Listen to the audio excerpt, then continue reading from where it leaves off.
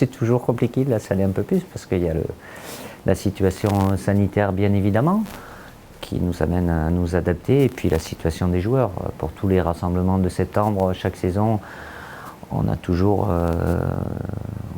entre guillemets, pas un problème, c'est pas un problème, mais des disparités sur le plan athlétique. Et là, la disparité entre les niveaux physiques des joueurs sera encore plus importante parce qu'il y a des joueurs qui ont fini tard, d'autres qui sont encore en vacances, d'autres qui ont repris l'entraînement. Mais bon, on a des matchs, mais ça fait longtemps qu'on n'en a pas eu, parce que c'est pas loin de 10 mois, donc il va falloir relancer la belle machine équipe de France avec voilà, ces 2 matchs qui nous attendent, ce déplacement en Suède et la réception de la Croatie.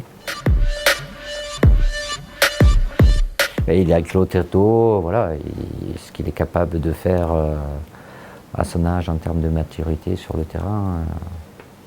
Voilà, je ne vous cache pas que j'ai dit, je le redis, c'est tôt, peut-être trop tôt, mais à partir du moment où la situation a fait que, je suis convaincu que c'est un joueur qui a le potentiel pour arriver en équipe de France et s'y installer tôt ou tard. Donc ça vient peut-être un peu tôt, mais bon, ça ne pose pas de problème, même si je serai amené à le gérer parce qu'il est jeune et puis parce que aussi, même si ça va mieux, il y a eu quelques petits problèmes physiques dans la préparation avec son club, le Stade Rennais. Apparemment, c'est la surprise. Je ne suis pas là pour faire des surprises. Je l'avais remis dans la liste des présélectionnés. L'important, c'est qu'il a retrouvé son meilleur niveau avec la Juventus de Turin. Il était toujours sélectionnable. Il s'est passé ce qui s'est passé. Je ne suis pas là pour effacer ce qui a pu se faire.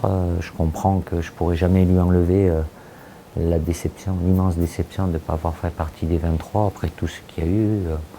Voilà, c'était il y a 2 ans.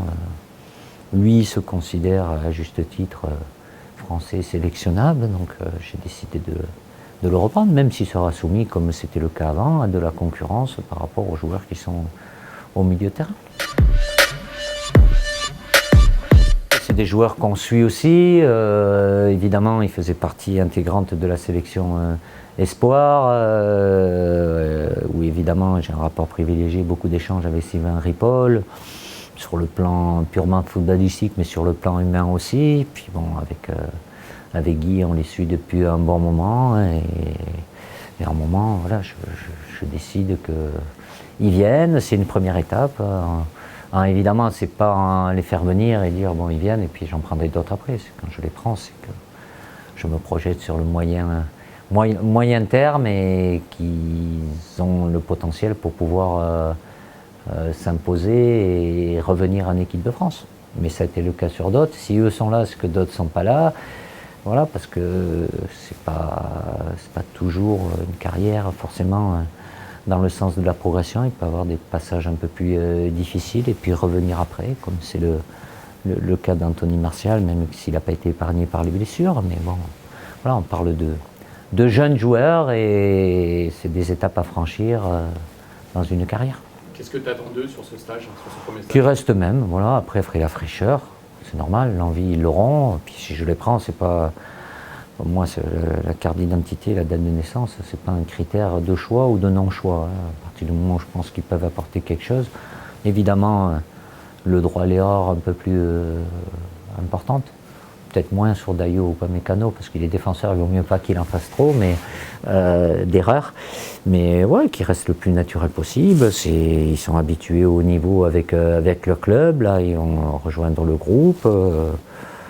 Après, à eux, il y aura un lendemain, comme pour tous les joueurs, devenir international A. Voilà, après, ça demande plus d'exigence. Eux, pas forcément que ce soit eux qui vont changer, mais le regard des autres va changer, de leur adversaire, des journalistes, et forcément, ce qu'ils feront en bien sera certainement très bien. S'ils font quelque chose en mal, ça sera très mal. S'il y a une vie après la sélection, c'est pas une finalité, c'est un premier pas. Après, à eux, je suis là aussi pour les aider, l'accompagner, voir leur évolution dans leur club, mais ça a toujours été le cas. Je ne suis pas là pour faire des surprises, mais j'ai toujours Ça a toujours une part importante dans mon esprit de régénérer le groupe.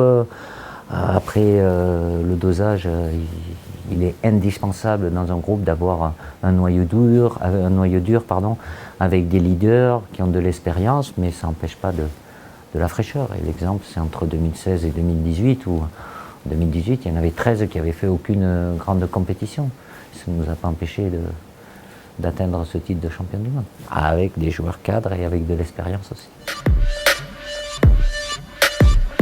On reste compétiteur, et c'est finir premier pour se qualifier. Même s'il y a un deuxième objectif, je ne veux pas qu'on perde ça, qu'on garde notre solidité, notre état d'esprit. J'ai un deuxième objectif qui ne va pas à l'encontre. Voilà, sur cette période, puisque l'Euro est reporté, on a 8 matchs. En comptant les 2 matchs amicaux, un au mois d'octobre et un au mois de novembre, pour faire des choses un peu différentes. On sait ce qu'on a bien fait, il faut qu'on garde cette force-là collective et l'état d'esprit, mais avec des associations différentes, peut-être des systèmes différents, parce que voilà, on sait, on l'a très bien fait, ça a très bien marché, ça peut continuer à marcher, mais ça peut ne pas continuer, donc ça nous laisse un peu plus de temps. Après, quand on basculera au mois de mars et dans la ligne droite pour l'Euro, il y aura notre objectif. J'ai hâte.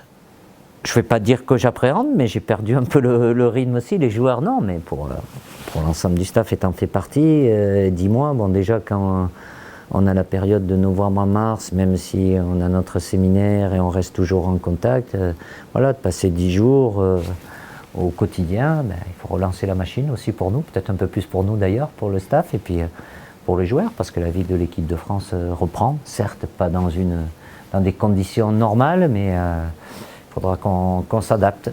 Évidemment que la situation est complexe, compliquée, de par le protocole sanitaire, le fait de jouer dans des stades à huis clos. Évidemment, ce n'est pas le football qu'on aime, mais on s'adaptera. L'envie est toujours là de ma part. Après, les joueurs aussi, même si c'est une période, voilà, entre ceux qui n'ont pas joué, trop joué, fini tard, c'est jamais l'idéal, mais ils savent très bien que c'est un honneur et un privilège à chaque fois qu'ils viennent à Clairefontaine et de pouvoir porter ce maillot bleu, blanc, rouge.